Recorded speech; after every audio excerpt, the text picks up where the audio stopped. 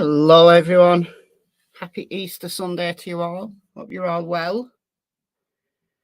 This is a case that I've had lots of requests to cover. It's a little bit of a mystery, in fact a big mystery. So here I am. I did intend to do this case a few days ago, but I've been stuck in the Sebastian Rogers case for it seems like forever now. So I've not got around to doing this one, but here I am. And this is the case of 21-year-old Caleb Harris from Corpus Christi in Texas. So you may have heard of this. Nancy Grace did it. News Nation have covered it. Court TV have been covering it. It's not had a massive amount of coverage from YouTubers, although I have seen some YouTubers cover this case. It's garnered quite a bit of attention on TikTok, but then again, so does everything these days. But Caleb's a terrible name. You better have his word with his parents then about that. This one's new. Okay. Right, well, I'm going to start at the beginning. I mean, there's not a great deal of information, but what is out there is factual because the police have been very transparent, and we're going to play an interview with one of the Corpus Christi PDs who've been covering this. This came out a day ago. So we're going to be playing that, but we're going to go through the timeline first and then see where we are. It's a complete mystery. Don't get this case. No, it's honestly, when you look at the map, the most obvious place is in the water. That's the most obvious place for him to be. But that's just a speculation, just a complete mystery. It is as weird as Sebastian's, yeah. It is. It is very weird. Okay, let's start with the timeline then, and we'll have a look at the map while we go through, and then we'll play the latest information from Corpus Christi PD. So this is from the Corpus Christi Caller Times. So actually, I'll just do, before we do that, I'll just do the basics. So Caleb, 21, brown hair, brown eyes, 5'11" and 180 pounds. So not a tiny guy. You know, lots of people think he's been abducted. Not a tiny guy to abduct. But this is his information from the awareness, what are they called? The Awareness Foundation. So last seen in the early hours of Monday, March the 4th, near his apartment complex, The Cottages, in the 1900 block of Ennis Jocelyn Road, near the campus of Texas A&M University-Corpus Christi, in Corpus Christi. So left behind his vehicle, his keys, his wallet, his ID. He did have his phone with him though. And the phone has become probably a little bit contentious, the phone, because there's been some doubt about when that last ping was, but we'll get into that in a second. He was last seen wearing teal pants. I don't even know what colour teal is. Teal, is it green? I don't know. And a white shirt. And then this is the Corpus Christi PD number, and I do have some contact numbers scrolling along the screen. So Corpus Christi PD, or you can submit an anonymous tip to Crime Stoppers. And the Harris family have also put out their own tip line in case anybody wants to speak to them rather than law enforcement. Okay, so that's the basics. Now we'll read through this article because it goes through the timeline. But like I said, there's a bit of contention about that last phone ping. So he's been missing since the early hours of March the 4th. So almost a month. 3 weeks, but almost a month. And the Corpus Christi Police Department have released the timeline. So when I said in my video this morning relating to Sebastian Rogers, I said at the end of my video this morning, I said, there's absolutely no reason why in the Sebastian Rogers case, they can't give a timeline. It wouldn't affect the investigation whatsoever. There's no reason why they can't release information about who's been ruled out and who hasn't, because it's exactly what these guys in the Corpus Christi PD are doing. What does it do?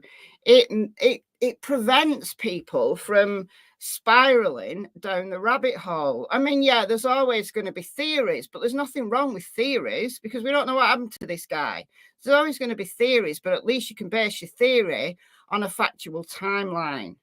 That's the thing. But we've got a detailed timeline from Corpus Christi PD. So this record, the timeline, was compiled from interviews with Caleb's roommates, his friends and his family, as well as hours of surveillance camera footage that were captured in the apartment complex. The phone pings as well. And the police have worked incredibly hard pulling this information together. So let's go with what they've given us. So detectives have learned that Caleb spent the evening hours of Sunday, March the 3rd, inside his off-campus apartment in the 1900 block of Ennis Jocelyn Road in Corpus Christi, along with his 2 roommates and a mutual friend. His friends, they played video games together online for over an hour with another former classmate who currently resides in Colorado. They recently, now the roommates have been ruled out. The roommates and the close friends who last saw Caleb have been ruled out. They've been questioned and they've been cooperative and they've been ruled out. The Uber Eats driver who delivered some food has also been ruled out. We've heard this from the police. We don't need to speculate about those people because they've been ruled out. So Caleb and his roommates, they'd grown up together. There's a long-standing kind of relationship between them all. They went to high school together and they're studying together. And they'd recently got a dog that they were caring for together. I think it first came out that they got the dog that day, but I don't think they got the dog that day, but it was a new addition to the household anyway. So at approximately 12:56 a.m., so we're now into Monday, March the 4th, a doorbell camera at a nearby apartment revealed Caleb, his friend, and one of the roommates in the parking lot playing with the puppy belonging to the girlfriend of one of his roommates. Now, I believe that the puppy is theirs, but it doesn't matter. They were playing with the puppy. And then there's a series of events that happen in quick succession. Well, within like an hour. So 12:56, they're there playing with the puppy in the parking lot of the apartment complex. And let's just give you the lowdown of where the apartments are. So this is Corpus Christi. And what concerns me is this big, massive chunk of water right here. Was the food actually delivered? Yes. We'll get into that. So this is the 1900 block right here. And behind this row of apartments, there's this massive body of water. It's the bay that leads into wherever that leads into, Corpus Christi Bay. All right, so it always concerns me when you've got somebody who goes missing very close to a body of water. All right, well, Might not be in the water, might be something completely different, but this is where we're talking about. We're talking about this area right here. Specifically, we're talking about this area right here. All right. Okay.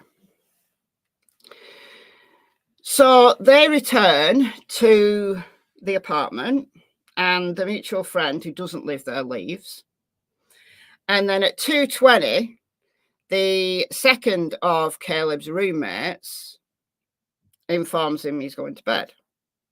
And he said he's going to stay up to order snacks from Uber Eats for his school lunch later that day. He was also packing for a fishing trip. So there's absolutely no evidence that he intended to harm himself or walk away from his life. So I think we can rule those things out, right? We can rule those things out. You know, he was planning ahead. He had a great life. He was planning a trip. There's nothing to suggest that he harmed himself, and there's nothing to suggest that he was so unhappy that even if he didn't harm himself, that he just walked away. There's no evidence of that whatsoever. Thank you, Cecile, for the $9.99. That's very kind of you. Thank you, thank you. Okay. So roommate goes to bed at 2:20 and leaves Caleb up. He orders some Red Bulls, Lunchables, really healthy, and something else which escapes me. But he orders this Uber Eats. The Uber Eats is delivered at 3:20 and is left at the doorstep, but we'll get there. Okay. 2:44 a.m. He shares a Snapchat video with his younger sister, and he's out again walking the puppy through what appears to be the apartment complex. So I don't know whether he took the dog out again or whether this is from earlier and the Snapchat took a while to go through. I don't know, but it's possible that he took the dog out again. And then it becomes very hazy. The situation becomes confusing because in the official timeline, he sends another Snapchat at 3:03 a.m. to a school friend who's currently living in San Antonio that depicts a small bridge over a drainage ditch. Right, it's a few hundred yards away from the 1900 block of Ennis-Jocelyn Road. So he sends a picture of this bridge. Now, you can't see very much because it's very foggy. It's very foggy night, and this has hampered the police investigation. They've made a comment about this because it's hampered them a little bit, getting like clear images from, cameras because it was so foggy. So you don't see very much on this Snapchat, but you can make out this bridge. And I do believe it's this bridge here. This bridge. This is the drainage ditch. And the drainage ditch feeds into this bay. Very close. But it's very shallow. This drainage ditch is very shallow. So it's unlikely that if he fell off this bridge, that he'd be washed into the bay. It's unlikely. It's very shallow. But this is what the bridge looks like in the daytime. So he's just kind of coming up to the beginning of this bridge, and he sends a Snapchat. So he's walked from these apartments here, just a few hundred yards, and he takes a photo of this bridge. Now, it could be that actually he just snapped where he was, because it's believed that there's some text on this Snapchat that hasn't been released. That's what's being alleged.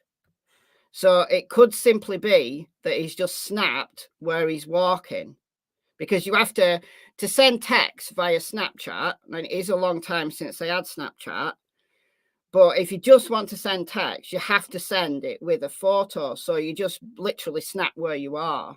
I mean, I've done that myself. Just literally snapped a photo of whatever I'm walking in front of me to send a Snapchat with some text on. So it may be that the bridge doesn't mean anything other than this was his location when he sent this Snapchat. We don't know the answer to that. Now, on Nancy Grace, there was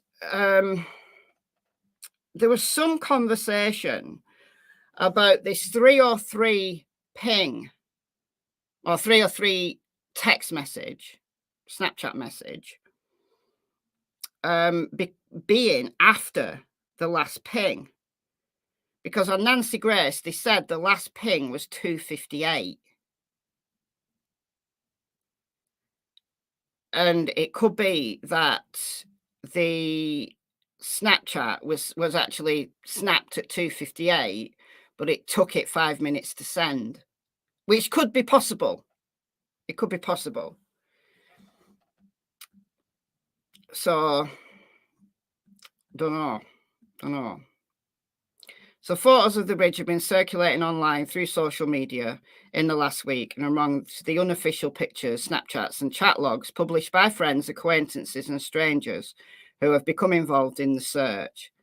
Now, this is the most contentious piece of information that the cops are now saying isn't relevant. It's still kind of being published in timelines online, but they're saying that, and it says this in the interview that we're going to play in a moment, that this phone ping that they got from a cell tower at 3:12 a.m. isn't an accurate ping. That they got this cell tower data, they got this phone ping data, but they were going through it kind of quickly. And when they've reinvestigated, they've realized that the 3:12 a.m. ping probably isn't accurate. So it leads us to believe that the last ping would have been that 2:58 ping. But I mean, I don't know. The Uber Eats driver delivered food to his apartment at 3:20. She's been interviewed. She said that there was no answer at the door, so she just left the food on the doorstep. And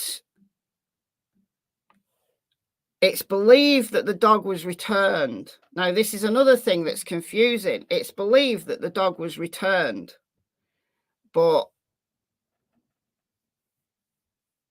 he must have returned the dog, because I don't believe the dog's missing. I haven't heard that the dog's actually missing. And if his keys were in the apartment, you would assume that he's gone in. He's had to have surely used his keys to get back in. But then why has he left his keys and gone back out again? So at 2:44 a.m., he Snapchats his sister, right, walking the dog through the parking lot of the apartment complex. Maybe the dog just needed a wee. All right, maybe the dog just needed a wee. Took the dog out quickly and then came back in. But what inspired him to go back out? Did he go back out to go for a walk? But why in the middle of the night? Did he go back out to wait for his Uber Eats? Well, how come he was a few hundred yards down the road? Then, you know, why was he there? We'll never know, maybe, why he was there. Purple AJ, thank you for the $20. That's very kind of you. Did the roommates say whether he's drunk or not? I believe that they were consuming alcohol, yes. He didn't have the dog at that point. No, the dog, it's my understanding that the dog is not missing. So, but it's only the following morning that his roommates realised that Caleb was missing, because they found the Uber Eats sitting outside the front door. So, you know, they got up, and when they left the apartment, the Uber Eats is sat there.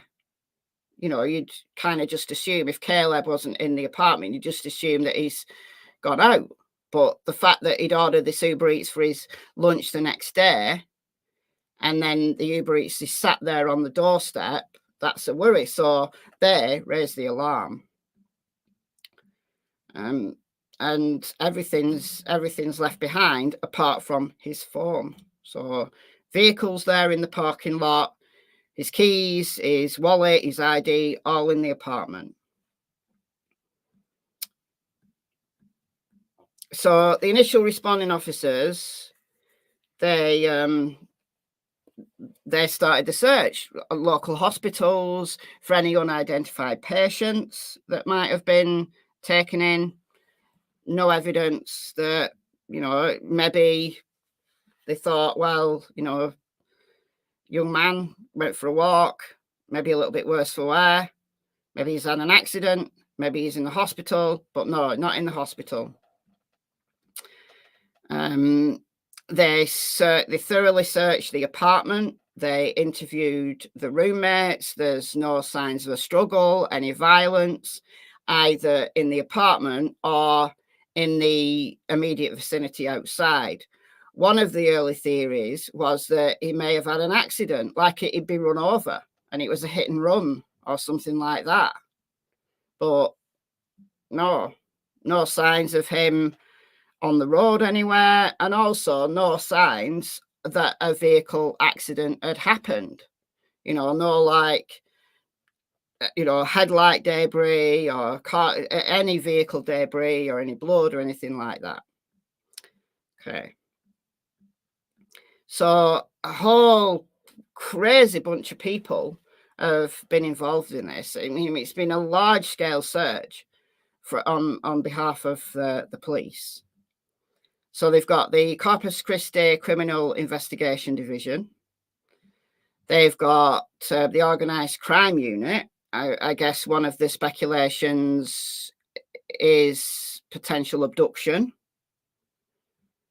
The FBI, the US Marshals Service, the Texas Rangers, and then teams of civilian crime analysts have been combing through the data, and that's how they've got together this timeline. No one saw him. No one saw him. His dad is doing a great deal to publicize this young man being missing. He's very much loved by his family. They're offering a $25,000 reward. Like, this is the family who've put the $25,000 reward. They did have a time limit on it. They said that the $25,000 will be available until today. This would be the last day because they wanted to get a quick response. I don't know whether they'll extend it or not. I don't know. They've put together their own tip line. And there's just nothing, no information, nothing.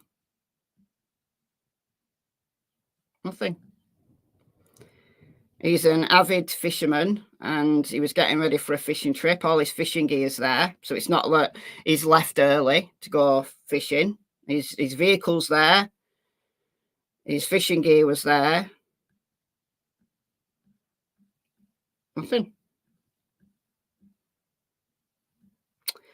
His obviously his phone's missing, so they can only do the remote stuff that they can do with phones, but his laptop's being forensically analysed. I don't know whether we've got anything from that yet. Like I said, the Uber Eats driver was interviewed. She was 31-year-old woman. She didn't see him. So she dropped the food off at 3:20. So she didn't see him in the vicinity. I don't know which direction she came from, but she did other deliveries after. So she was in the area doing other deliveries and she didn't see him. And Uber Eats have confirmed that she did do other deliveries. So it's nothing to do with her. She hasn't got him in a car or anything. They saw her. They checked the surveillance for her. They were able to track her movements. So they know she's not involved. 50 businesses and residents have been checked in the immediate vicinity. 27 locations. This is up to, I think this was the 28th, up to the 28th of March. They'd got 27 different sets of footage from various cameras.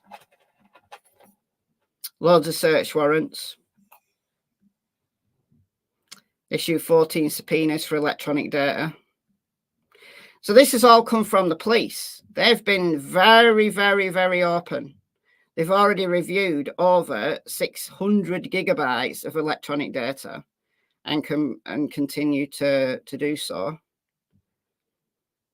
So crazy. So Corpus Christi PD 361-826-2840. Or if you want to contact Crime Stoppers, you can do that anonymously on 888-8477. And the tip line set up by the Harris family is 361-826-2950 if you'd rather speak to them rather than someone from the authorities. So let's listen to the police interview.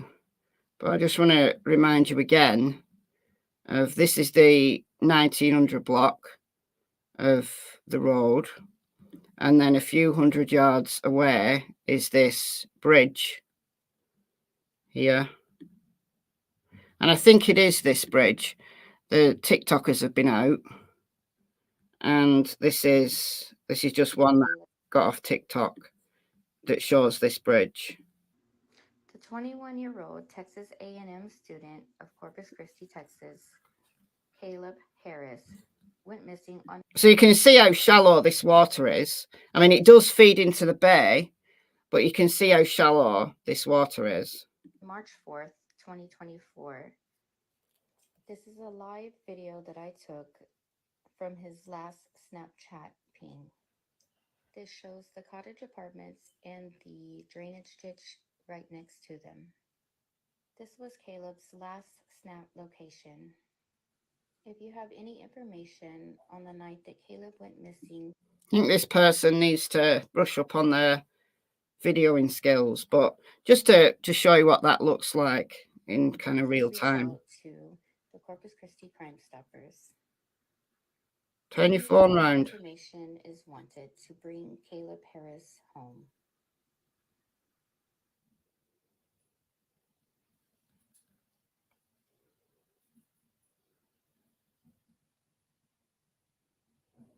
So that's what it looks like. That was the Snapchat that he sent. So it just shows how foggy that is. So I think he's coming along here. He's on this side, I think. But I think I'm on the right bridge here. It's the only bridge over a drainage ditch anyway. So that I can find in this vicinity. But it feeds right into the bay, just there. I mean, it's very close to the bay, but it is very shallow water. One thing I thought was maybe he dropped his phone like over the edge. You know, like if he was Snapchatting and he dropped his phone and it went over the edge and he went down to retrieve it, but the water was so shallow, he surely wouldn't have drowned in that amount of water unless he was totally inebriated. So it's a real mystery. Because if he is in the bay, how did he get in the bay? He would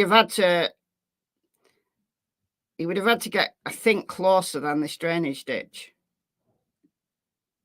But why was he at this bridge in the first place? That's the real mystery. Why was he there? Like, he'd ordered an Uber Eats, so he'd taken his dog back inside. He'd ordered his Uber Eats, and then why was he walking along on this bridge? Where was he going? I think if we can answer the question, where was he going? I don't know whether that will help at all. That's all.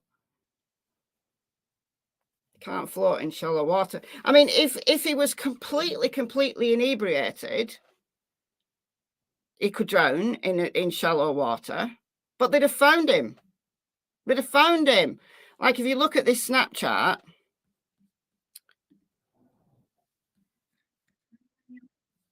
look how shallow it is. Can't zoom in on this. It's really shallow.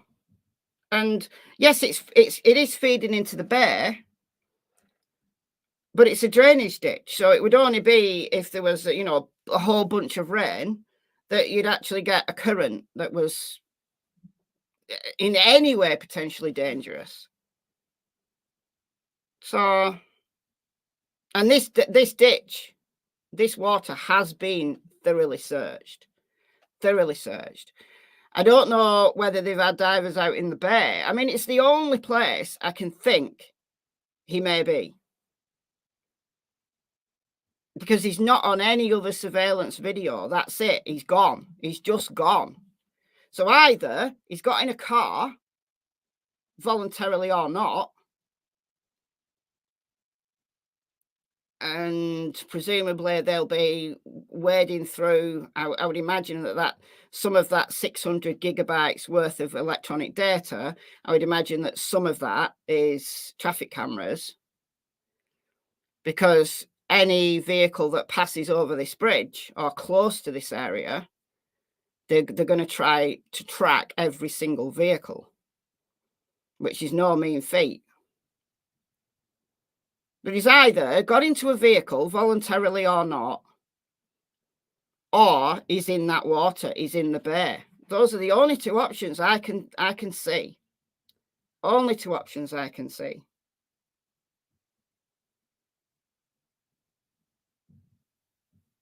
Yeah, it's been alleged he didn't have shoes on.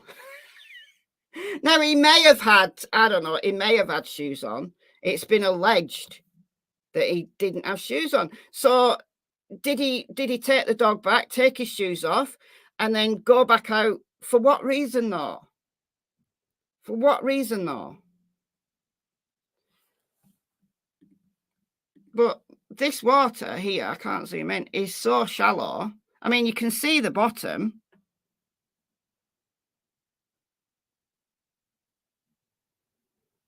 Like, if he'd fallen off the bridge, like literally fallen off the bridge, or fallen down this bank in here into this water, unless he was completely inebriated and he couldn't stand up, he would not have drowned in that water. And if he did drown in that water, he would still have been there. I don't think the current would have been strong enough to get him out in the bay. But it is deceptive when you're looking at a photo.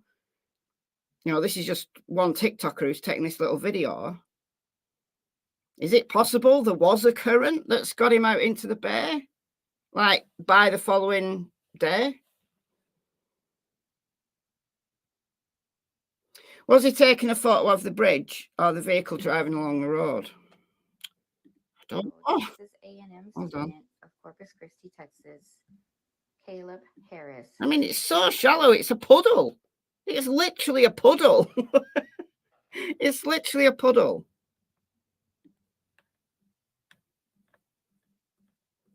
This is the Snapchat.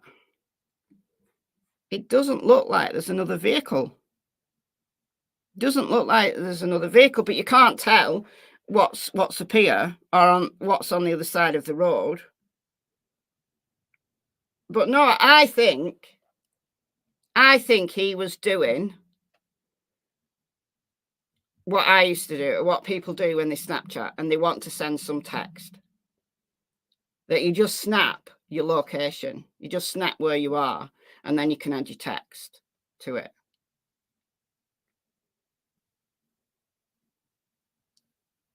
Maybe he's just wandering around waiting for his food to arrive. Maybe. But his food was for the following day. So it wasn't like, you know, he was hungry and he was desperate for his food, and he was like pacing because he needed his food. His food was only for the following day. So he could have literally gone to bed and the Uber Eats would have been on the doorstep the following morning, as it was. May have been loaded into an apartment. Yeah, but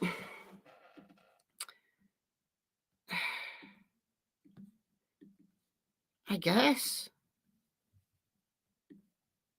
maybe he was going to one of these apartments. Now, I'm very, very sure that every one of these houses along this route have been spoken to. He was going somewhere. I mean, that's the end of the apartment complex there. He was going somewhere.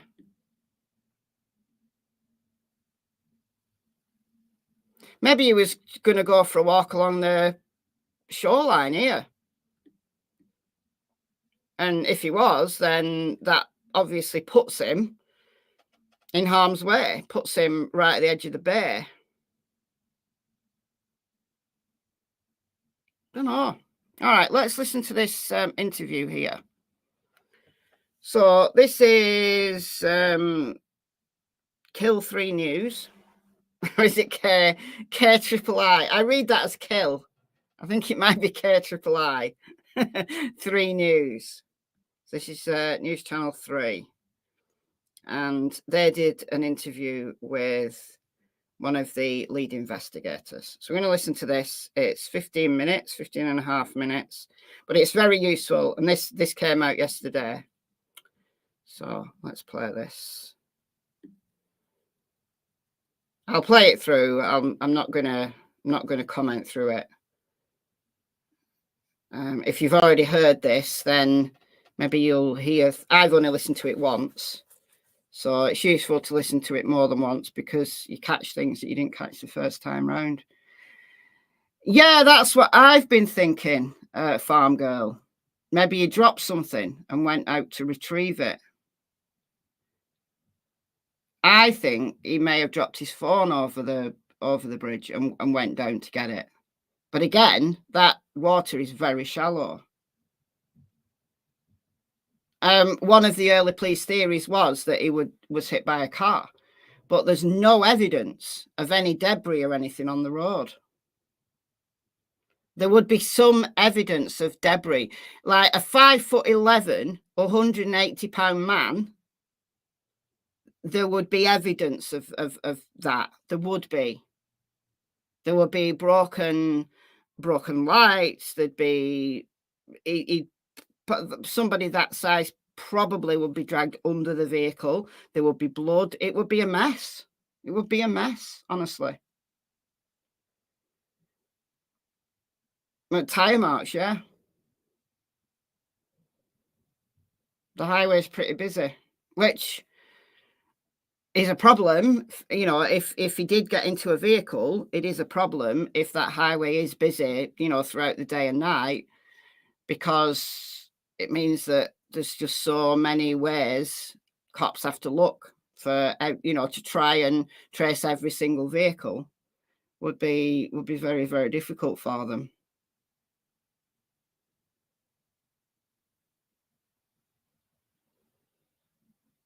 Without someone biddling, I don't know what you mean by biddling that water under the bridge, you can't see how shallow it is. According to the cops, it's shallow.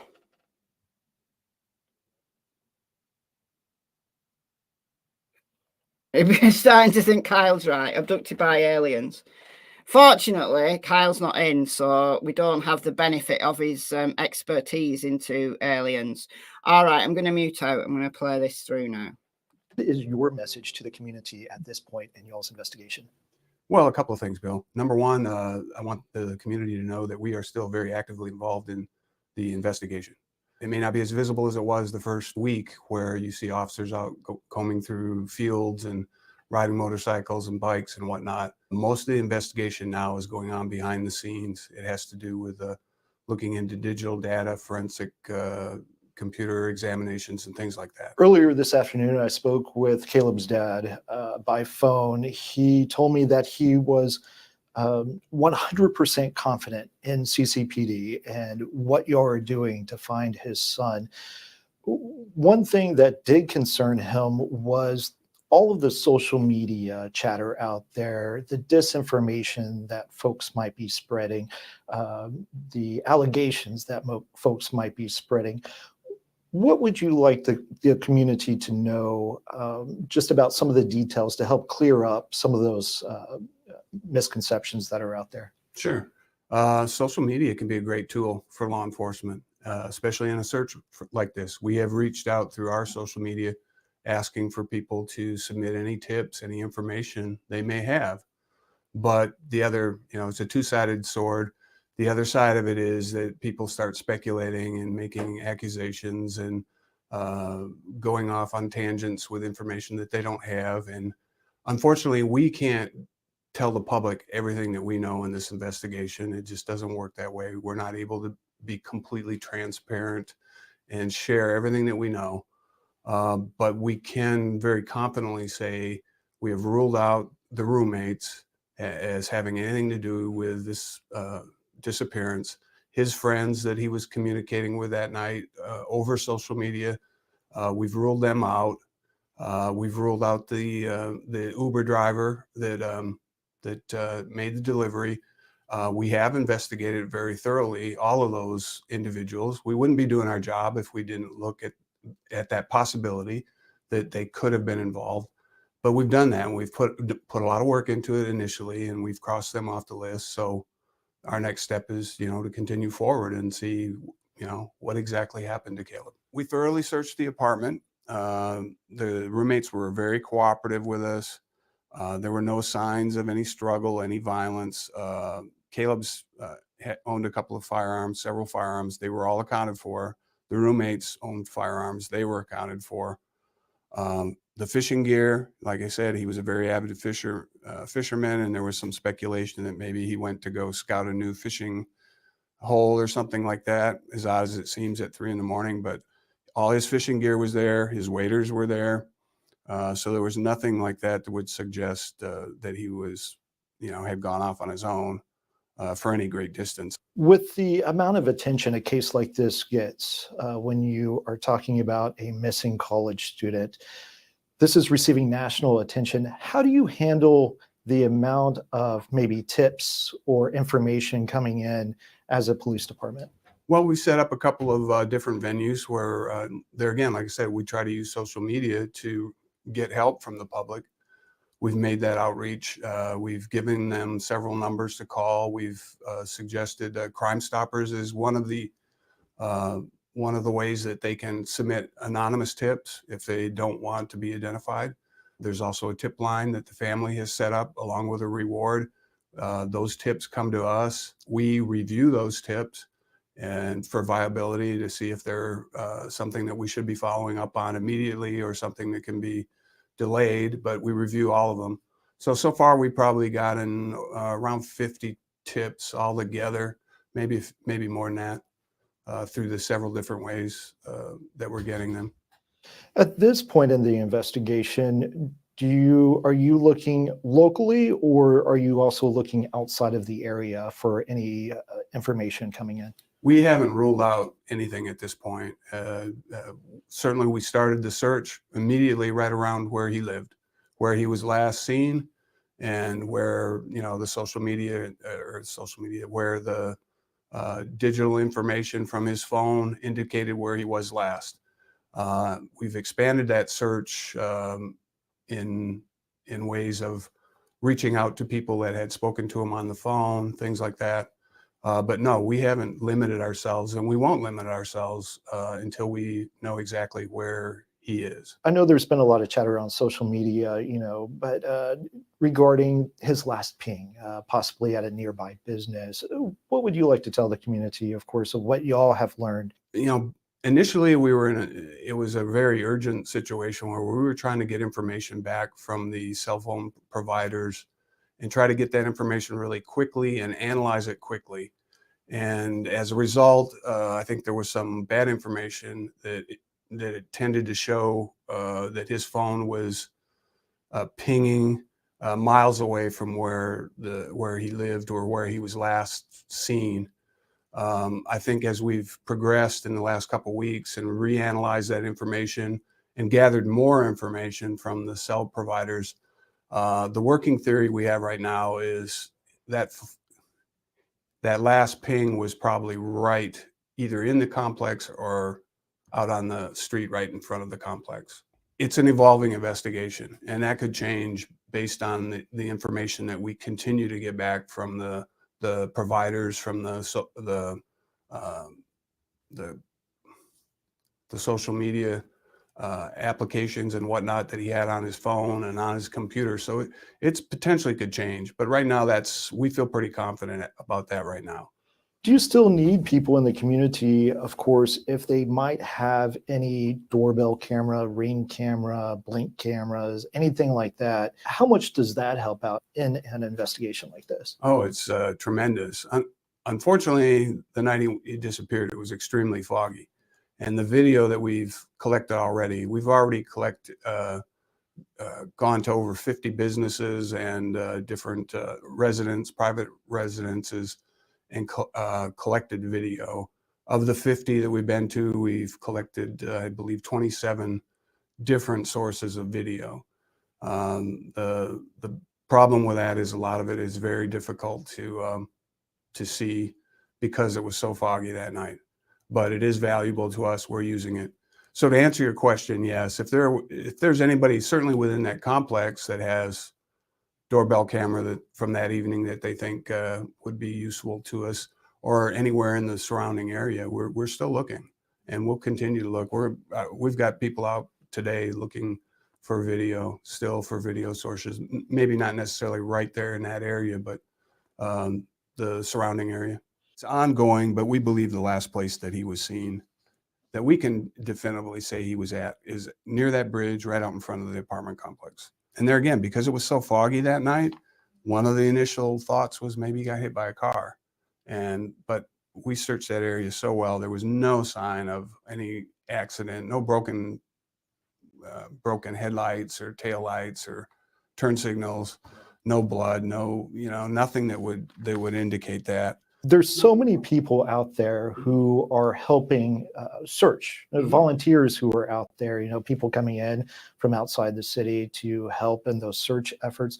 What advice do you have for them to stay safe while they are searching? I was out with a small group of people yesterday, and they were going through some pretty difficult elements, the mud, the brush, and they were coming across some homeless encampments as well. First of all, I think it's incredible. The response that has come from our community, Caleb's community, New Braunfels and San Antonio, his friends, the university, it's really an incredible thing to see from our standpoint, that many people are willing to take time out of their day and go out and search for this young man. It's an incredible thing to see from law enforcement side. To answer your question, we want them to be as cautious as possible and use as much safety techniques and safety tactics as they can. The brush around here is heavy, it's thick, you can easily cut yourself. There's broken glass, there's all kinds of things, fish hooks in a lot of these areas that they're going around in, and also venomous snakes. We have rattlers and water moccasins and things like that in those areas, so they need to be very cautious when they're doing those searches. Additionally, one of the things that we saw was that I have seen on social media is going down into enclosed areas like culverts, enclosed drainage pipes, things like that. Our dive team, when they did their search, they actually have equipment that we use along with the fire department to detect dangerous gases. And we were actually told, do not go in that drainage ditch or that one drainage culvert, enclosed culvert, because there could be methane gas and whatnot in there. So we would certainly encourage them to be very cautious if they have any of that type of safety equipment available to test before they go in there, because we'd hate to see another tragedy with people that are doing the right thing for the right reason, and we would certainly hate to see anybody get hurt or, you know, or seriously injured. There are a few other missing person cases as well that are still open. But when you have cases like this, or when you have an investigation like this, do you add more people to focus on that investigation, or is it a department-wide type of deal where everyone kind of gets involved? Well, in this particular situation, the circumstances were so unusual. The circumstances here were very unusual from the beginning. Our investigators, our detectives got involved very quickly, where normally there's a time period before they start getting actively involved, as actively involved. That's not saying we're not doing anything. We immediately put out bolos, be on the lookouts for people that are missing. That happens immediately as soon as the first officer gets there and determines that, yeah, there's enough to substantiate this person's missing. That happens immediately. So then every officer in the city is looking for that individual, and if they come across them, just routinely, you know, the dispatchers will let them know, hey, that's a missing person you're talking to, and we do that. So, but in this case, it was much different. So immediately we started getting a lot of people involved. We had detectives out there. We recruited Texas Search and Rescue. We recruited, I say recruited them, we reached out to them to assist in the search. We did a massive search around the immediate area. We brought in our forensic computer examiners to download his laptop.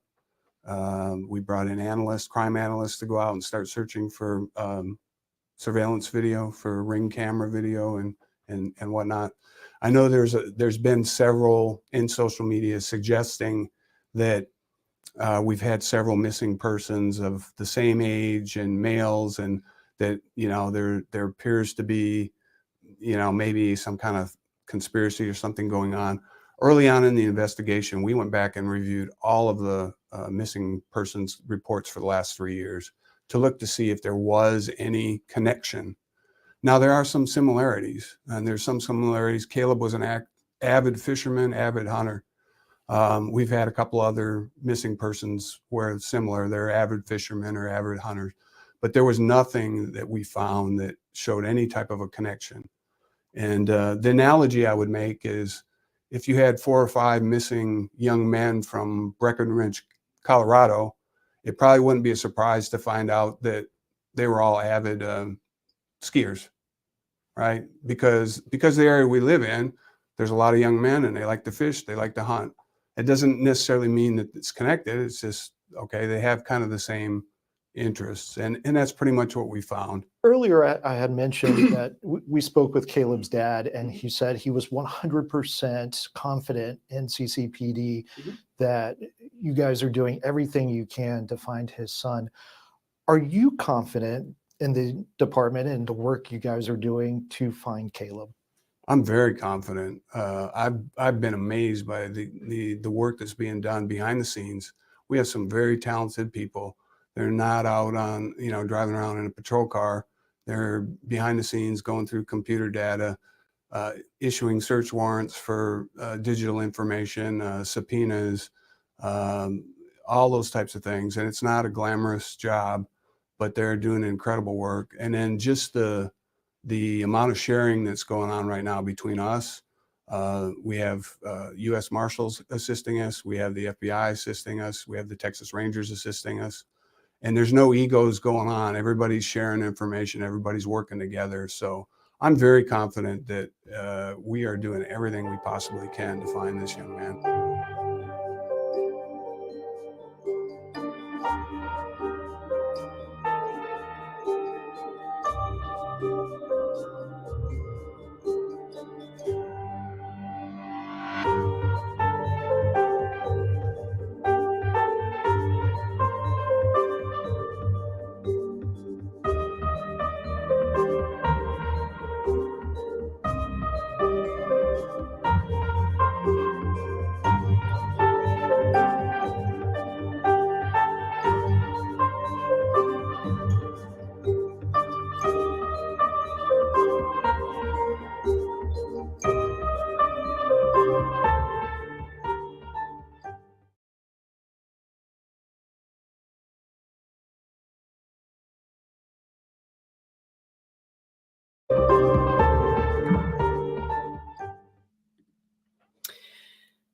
So that's how a police investigation should be done and communicated to with the public. Of course, there will be things they know that they cannot release as of yet. Because if this does become a criminal investigation, they will need that information to remain private. But the amount of information that they have been able to release, when there is information that they can release, they have done so. Are you listening, TBI? This is how it's done. Putting together a timeline of Caleb's last movements is not ever, doesn't matter how this investigation continues, whether it becomes criminal or not, is never going to affect the integrity of an investigation. Putting together a timeline of last movements is something that police have. Like, they'll have a timeline. They'll probably have it up in their war room somewhere for Sebastian Rogers. They'll have a timeline for Summer Wells, you know, and they've probably honed that timeline to, you know, now, and they know that's the timeline. But yet we have absolutely no information from law enforcement about the timeline for the disappearance of Summer Wells. We've got no information about the timeline for the disappearance of Sebastian Rogers, above and beyond what we've heard from parents, family members. And yeah, that information might have come from law enforcement, but it's secondhand. This is from the horse's mouth. And it's so useful to have this information. So useful. Even if there's a whole bunch of stuff that they've got that they can't release, what they have released is so useful. So I'm going to run through this timeline again for those who've joined this live stream a little bit later. I did run through the timeline earlier, but this is a nice little graphic that shows exactly at what point happened, or what happened when. And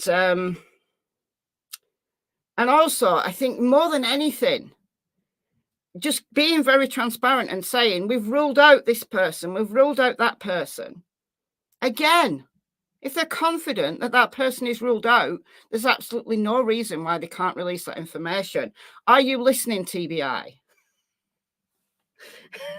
Again, relating to Summer Wells, relating to Sebastian Rogers. Look at the absolute circus that's going on in both of those cases, because there's this massive void and the TBI refuses to fill it with factual information. Are you listening, TBI? No, I bet you're not.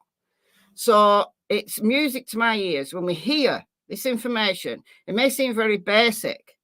You know, it may be very basic, but it's so useful. So useful. So the fact that Caleb's roommates have been ruled out, any other friends that he was associating with on that night have been ruled out, the Uber Eats driver has been ruled out. That's brilliant to hear. What was left in his apartment, brilliant to hear that all the firearms that they had, Caleb's and the roommates, all accounted for. Fishing gear accounted for. We know his vehicles there in the parking lot, untampered with. We know that the only thing that's missing is his phone. He had his phone with him. And we know he had his phone with him because of that last Snapchat that he sent of the bridge. So let's run through this timeline. Right, so we start off on Sunday, March the 3rd. And they're playing video games. They're just, you know, doing young man things, playing video games, just having a night in, right? At 12:56 a.m., so we're now into March the 4th, a doorbell camera at the apartment complex caught them in the parking lot playing with their dog. So there were a few doorbell cameras in that apartment complex. As the captain said there, it was they quality of the surveillance video has been hampered with the fact that it was so foggy. But they're not brilliant. You like ring doorbells, blink bells, and whatever. They're not brilliant. They're not very good, high quality cameras. But what it has enabled them to do is to say, Caleb was here. He was alive and well. Here's who he was with. And that's good. We've got an exact location at an exact time. 2:20 a.m. Around this time, his roommate goes to bed and he stays up.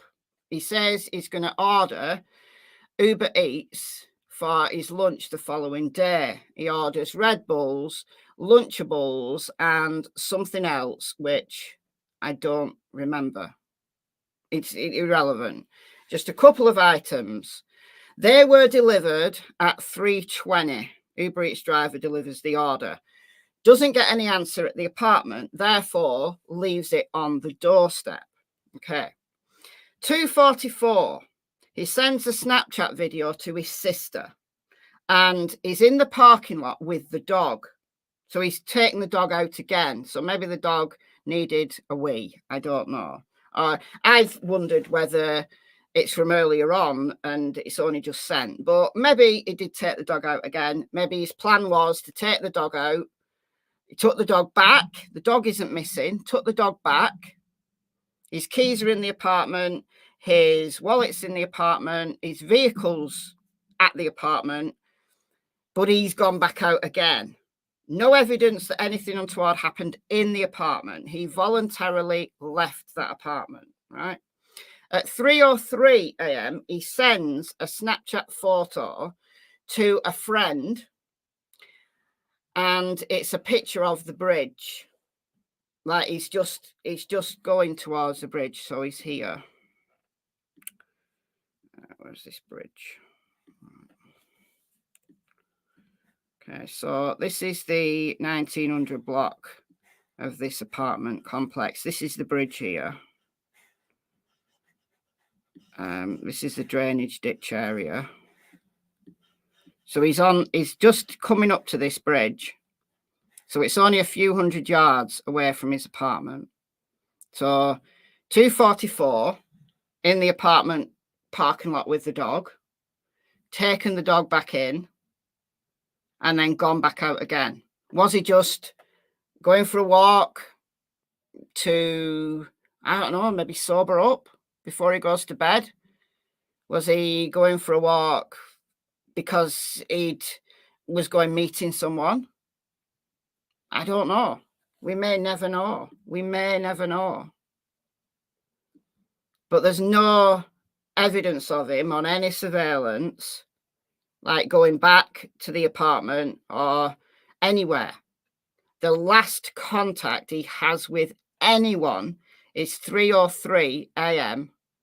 to a friend, and he sends that Snapchat. Okay.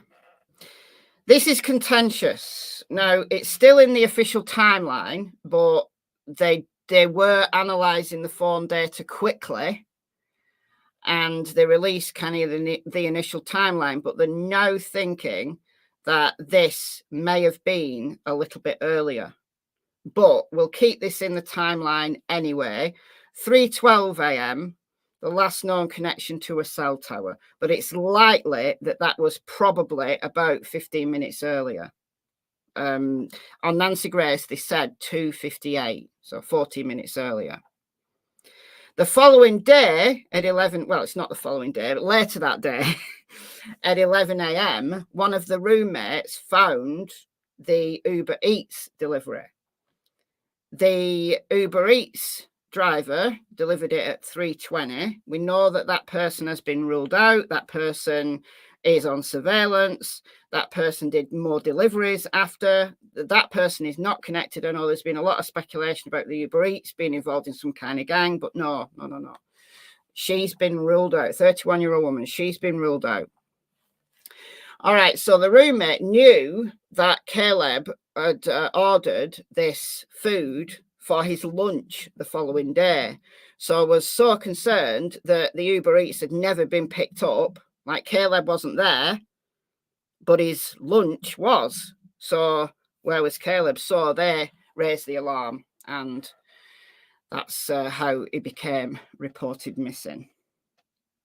Was the phone powered off? I assume so. I don't know whether they know whether it was, because they'll be able to tell whether it's out of battery or whether it was manually powered off. I don't know the answer to that. But that's the last phone ping. So let's just say around 3 a.m. I don't think it really matters whether it's 3:12 or 2:58, but let's say around 3 a.m. That was the last contact with a cell tower. Now, they may add to this timeline, or they may take this out completely. I don't know, but we'll leave it in for now. No, they haven't said whether the phone's turned off or died, because that's obviously, if it just died, then it would have died anyway. It would have died anywhere. But if it's been powered off, then that obviously is much more concerning.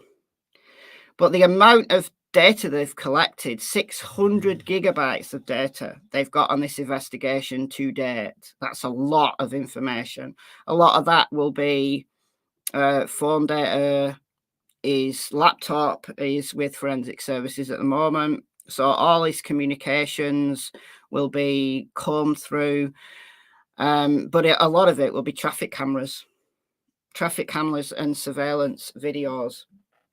So the only two things that I can possibly think is, because normally there's 4 potentials. Normally you've got, did they go away to harm themselves?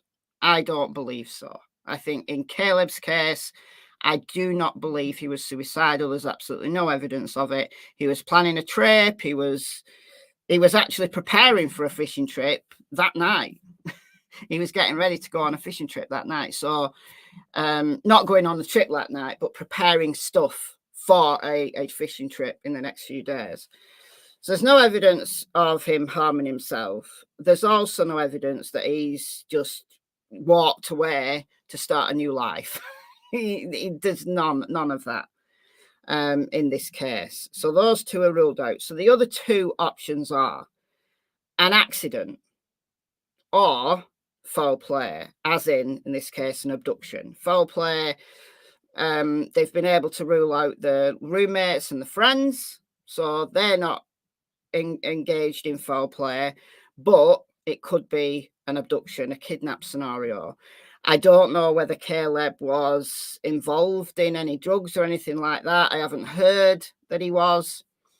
But those are the only 2, accident and an abduction. Those are the only 2 theories, to me, given the information we've got to date, that make any level of sense whatsoever. If an abduction happened, then he could literally be anywhere. I mean, he's a decent sized guy. He's 5'11" and he weighs 180 pounds. But if a couple of guys jump out of a car and they've got a gun, it doesn't matter how big you are, does it? And he didn't have a weapon on him. His firearms were in the apartment. So that's on the cards for me. That's on the cards for me. The other is that somehow we know that they've ruled out hit and run. So like a vehicle accident, they've ruled that out. Like someone hit him. The only other accident scenario I can imagine is somehow he's ended up in this water. So that's the Ozo Bay, which then leads into Corpus Christi Bay. So it's a lot of water. A lot of water. But how did he get there? How would he possibly have got into the bay? because although, yes, it's very close to the bay, it's not like if he was walking along this road, it's not like Riley Strain, where he was literally walking next to the river, which had a 30-foot drop. It's not that close. He'd have to make a purposeful walk down to the bay, and then something untoward happened, which could be. He could have. That may be why he was walking this way. Maybe he was going to go down to the bay and sit by the bay. I don't know. But how did he end up in the water? I don't know. Was he that drunk? I don't know. I know that there was alcohol consumption. I've heard that anyway. But I don't know. You'd have to be absolutely blind drunk to fall in that bay and not be able to get yourself out. Certainly from the bridge. I mean, I don't know how deep this bay is. I mean, it's highly possible if he got to this place here and was messing about on this area, if he fell in, he might have drowned. He can swim, but doesn't mean anything. If there's a strong undercurrent, doesn't mean anything. But if his last known location's here, if he fell over onto this drainage ditch is shallow. And unless there's a current that you can't see, like that's the Snapchat he took at 3:03, or was sent at 3:03. But this is what this bridge looks like in the daytime. This is just some random TikTok. Okay. On March, Texas, Caleb Harris. How do I turn this down? On March 4th, 2024. All right. TikTok's annoying. You can see how shallow it is. I mean, it's a puddle. It's a puddle. I mean, it might be deceptive, but divers have thoroughly checked this drainage ditch and all the culverts and everything have been checked. They've had underwater cameras. So I don't think he's in that drainage ditch. I think we can rule out the fact he's in the drainage ditch. But is there a current? That is not evident. And somehow he's got in the bay. What I haven't heard information about is whether they've searched his bay. I mean, I haven't seen footage of them searching this bay. They may have done. It would seem sensible that they would do. Like, given that they've had dive teams out in drainage ditches, culverts, and whatever. But I'd like to see how deep this is. I'd like to know what the undercurrents are like in this bay. I'd like to know how much of this bay has been searched. I mean, obviously it will have a current, but it's not like a river. It's not the same situation as a river. It'll be tidal though, presumably. Presumably this will connect to the ocean. Where does it connect? Does it connect? Is that it? Or is that a wall? If you're in Texas, oh yeah, that's a wall. Oh, I don't know though. I'm assuming that there will be some kind of tidal forces in this bay. I'm just guessing though, and I've totally lost my spot now. There we go.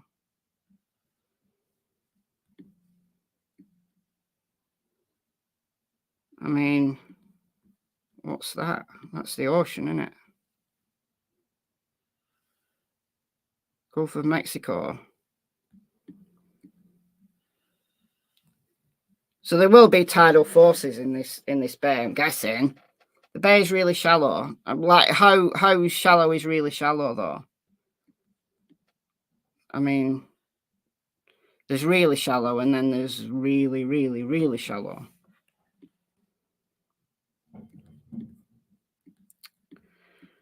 So, I don't know.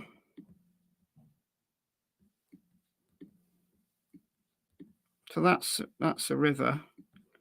So yeah, that's going to have a current. It's going to be tidal. So if he's in the bay, even if it's shallow, that's going to be an issue. I think that's a definite possible for me.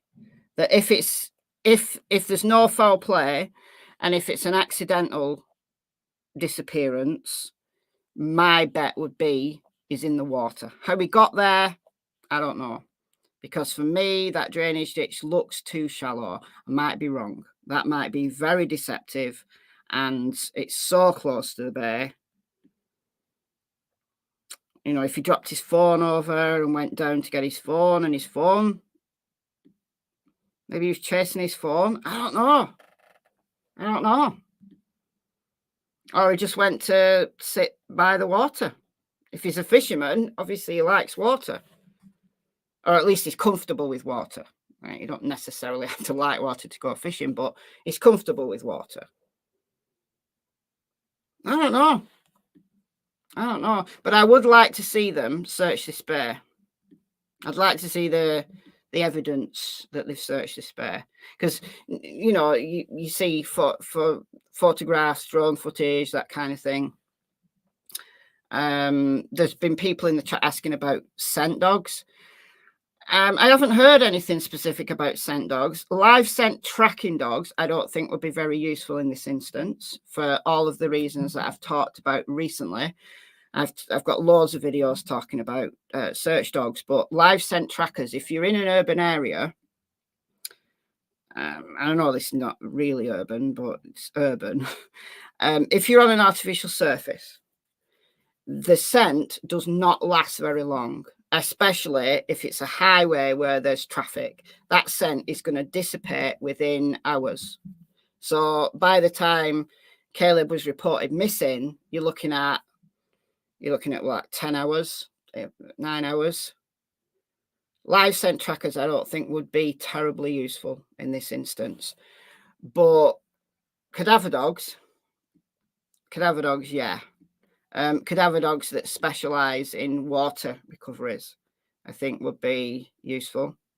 But like I've said in relation to recent cases, where you've got a moving body of water, so like a river or a area that's tidal, the dog has to be right over the target to get that alert, because the water's just moving the scent around all the time. So that's I think my number one theory is in the water, simply because of the proximity to it.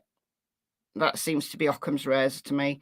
But also a very definite possible is some kind of abduction.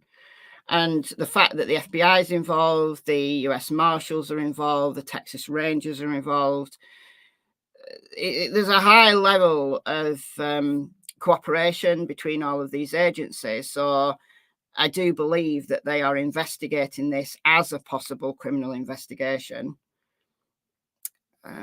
So we'll just have to wait and see what they come up with.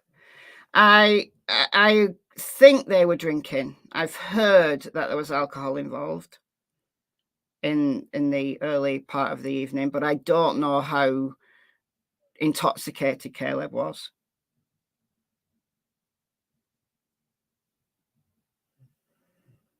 But that's all we know so far, and I'm just pleased that the police have been transparent about what they can be transparent about. Not good at waiting, no, but these things take time. And they're obviously doing a very thorough investigation, and they're giving us what information they can. Where did the barefoot thing come from? I don't know. I don't know whether that came from the roommates. I don't know. It's not been released officially that he was barefoot. I don't know whether that's the roommate saying, well, all of his shoes are here. I don't know. All right, so before I go, I'm just going to read his information again. So this is Caleb Harris out of Corpus Christi in Texas. He's age 21, brown hair, brown eyes, 5'11", 180 pounds. So they are still requesting the public's assistance. So if you're in Corpus Christi, then especially if you're in the area of the Innis Jocelyn Road and surrounding areas, if you've got doorbell footage or dash cam footage, if you were driving through that area in the early hours of March the 4th, check your dash cam footage, and if there's anything at all, then contact the cops, because they are still asking for the public's assistance. According to a Snapchat ping, Caleb was last seen at approximately 2:45. He wasn't last seen. He was, this is a bit outdated now.